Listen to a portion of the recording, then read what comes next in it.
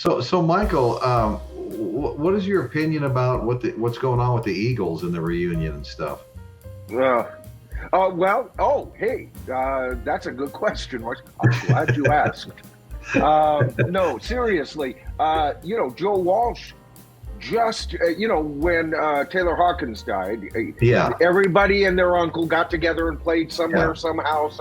And one of those get-togethers was Joe Walsh playing with the original James Gang.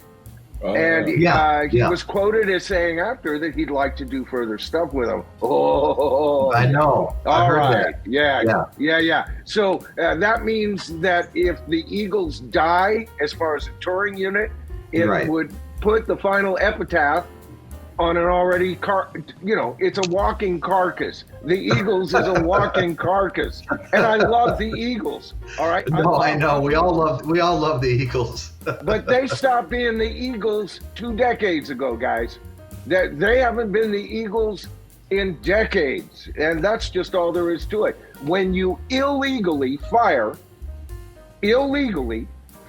a full-time member, all right, Don Felder, okay, and you're only paying Timothy B. Schmidt and Joe Walsh, one of the greatest guitar players on the planet. Right. Aside, they're hired guns. They were never full-time Eagles, and when that occurred, to me, that was the end. That was the end of the Eagles. So right now it's just not Glenn Fry, but Don Henley and friends. If he toured like that, I would have no trouble with it. Him and Vince Gill could go off to their honeymoon and settle into the sunset. Well, Michael, I heard that Walsh never really had a like a full membership in the Eagles. They never signed a contract. No, he never did. And he said he didn't really care. They must have been paying him damn well. And he didn't care because he had so many issues with alcohol and drugs when he came there. Right. And they kind of they really helped him out, helped him get through it and get to the other side. And for those reasons, he was happy just to leave things alone, leave them the way they were. Yeah. Well, Royce, I'm going to tell you something. I said that in one of my videos not too long ago as to why I think Joe Walsh stuck with the Eagles, even over Don Felder. Remember, they were very good friends. Don Felder drove Joe Walsh to rehab. You latch on to any freaking family that you have.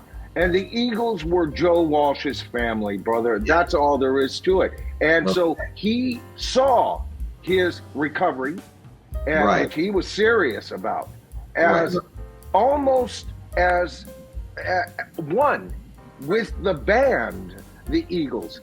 And I think that's why it was impossible for him to kind of come to Don Felder's rescue, which he needed badly. Now, why Timothy B. Schmidt hung up on Don Felder and was annoyed with Don Felder when Don Felder was doing nothing more than looking into a corrupt corporation that he was on the board of directors for all intents and purposes. Wow. Remember, Don Felder was a full-time Eagle. He joined the original foursome, and they became a fivesome.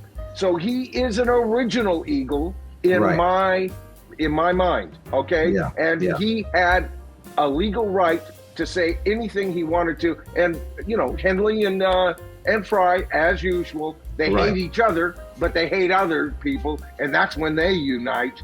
And that's what that band's been about for the last 20 years, I never looked at Joe Walsh as a permanent member of that band.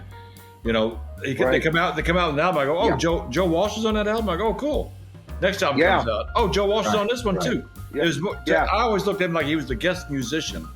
Well, you know what, Dan? I was going to say that when Royce was talking about Joe Walsh and how he was never he almost fell into that band because they were touring together, and he would just leak over after his performance or before his performance, however it was, and just play with them. And so he was kind of with the Eagles before he was ever listed on an album or anything. Yeah. It was almost an accident, how he got into that band. Boy, I just love the interlude guitar playing on Hotel California with him. Oh, Don Felder? God, or Joe Walsh? Yeah, Don Felder. Yeah. Well, actually both, but yeah. Don Felder's the one that came up with that whole riff. He's one of the co-writers of Hotel California. Mm-hmm. I mean, the music in that, the chord progressions and everything. That's all his. He brought that in, and then other Eagles got their little fingers into it. Right, and it's one of their best creations. Oh, I just saw a video of Don Felder sitting in the studio playing Hotel California. I know the last time I ever saw the Eagles in concert was during the When Hell Freezes Over tour. And the last time I saw him in concert is when I drove down Petaluma Hill Road in Rohnert Park, California, at Sonoma State University, and couldn't afford their tickets, but stopped the car and listened to them from outside. Oh, that's cheap. That was the beginning of their ridiculous ticket prices right there. Yeah, I couldn't afford to go see them, so I just camped out. There's like a 20-foot dike that that kind of separates you from the band, but a good climb up the tree and you saw it. I seen that picture of Jason Bonham sitting on Robert Plant's lap on his knee. Well, when I saw him at the drum clinic, he was, he would play a tune. Without the music, you would just hear the drums, and we had to try to guess what song from Zeppelin that was. Oh, is that right? I mean, and he was really good. It sounded just like his dad. When they did their reunion, and they were rehearsing for the show, right?